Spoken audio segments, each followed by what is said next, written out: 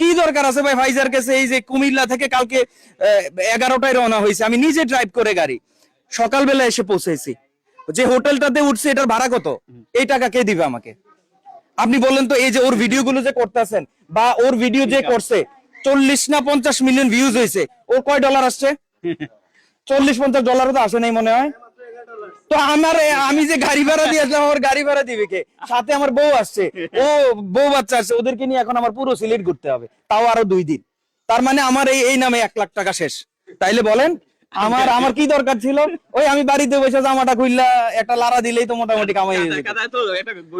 কাদার ভিতরে একটা গইট দিতাম, কাজ হয়ে যেত। তো এইগুলো মানুষের কথা শুনে মানুষ তো অনেক কিছু বলবেই। যারা আসলে আপনি মানে ভালো কাজ করতে পারে না, তারা ভালো কাজকে পছন্দ করে না, তার কাছে সবসময় খারাপটাই প্রাধান্য পায় বেশি।